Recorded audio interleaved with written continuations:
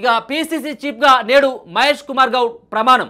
గాంధీ భవన్లో రేవంత్ నుంచి బాధ్యతల స్వీకరణ అనంతరం ఇందిరాభవన్ వద్ద భారీ బహిరంగ సభ.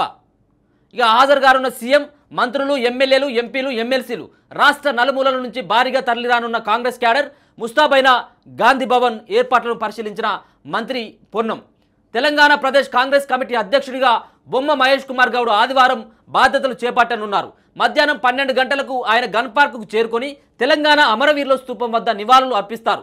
అక్కడి నుంచి పార్టీ నాయకులు, కార్యకర్తలతో కలిసి ర్యాలీగా మధ్యాహ్నం 2 గంటలకు గాంధీ భవన్ చేరుకుంటారట.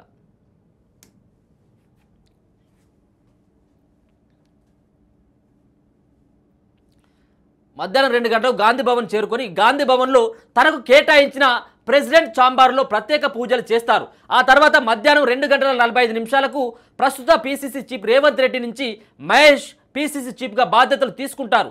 అనంతరం ఇందిరాభవన్ ముందు బహిరంగ సభ నిర్వహించనున్నారు. ఈ సభలో సీఎం రేవంత్ రెడ్డితో పాటు మహేష్ కుమార్ గౌడ్ పాల్గొని పార్టీ కేడర్ను ఉద్దేశించి మాట్లాడతారు. కార్యక్రమంలో మంత్రులు, ఎంపీలు, ఎమ్మెల్యేలు, ఎమ్మెల్సీలు, ఏఐసీసీ, పీసీసీ ముఖ్య నేతలు పాల్గొంటారు. కొత్త పీసీసీ చీఫ్ మహేష్కు శుభాకాంక్షలు చెప్పేందుకు రాష్ట్ర వ్యాప్తంగా అన్ని జిల్లాల నుంచి పార్టీ నాయకులు, కేడర్ పెద్ద సంఖ్యలో గాంధీ భవన్కు తరలిరానుంది.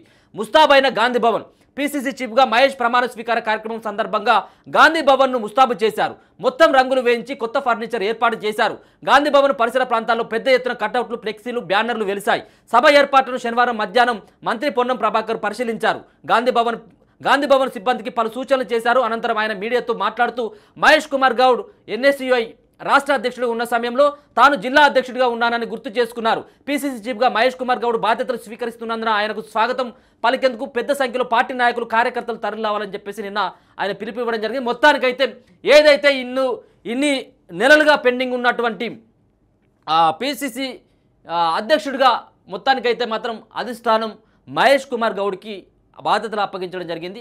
ఆయనను నియమిస్తూ ఉత్తర్వులు కూడా మరి ఏఐసీసీ నుంచి రావడం జరిగింది. అయితే ఇప్పటి వరకు ఉన్నటువంటి రేవంత్ చేతిలోనే ఆ సంబంధించిన పీసీసీ పగ్గాలు ఉన్నాయి. ఆయన ముఖ్యమంత్రి హోదాలో ఉన్నప్పుడు కూడా ఈ రోజు వరకు సైతం పీసీసీ పగ్గాలు ఆయన చేతిలో ఉన్నాయి. కాబట్టి ఆయన చేతుల మీదుగా ఆ బాధ్యతలను మహేష్ కుమార్ గౌడ్ తీసుకోబోతా ఉన్నారు 2:45. మొత్తానికి ఈయన కనుక అంటే కాంగ్రెస్ పార్టీకి లాయల్గా పనిచేసినటువంటి వ్యక్తి మహేష్ కుమార్ గౌడ్. ఈయన నిజామాబాద్ సంబంధించినటువంటి వ్యక్తి. నిజామాబాద్లో గతంలో కూడా డి శ్రీనివాస్ ఒకసారి పీసీసీ అధ్యక్షుడిగా పనిచేయడం జరిగింది.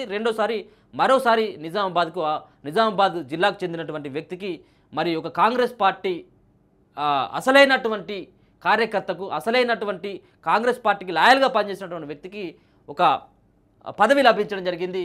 కాంగ్రెస్ పార్టీకి అధ్యక్షుడిగా, తెలంగాణ రాష్ట్ర అధ్యక్షుడిగా ఆయనకు బాధ్యతలు అప్పగించడం జరిగింది.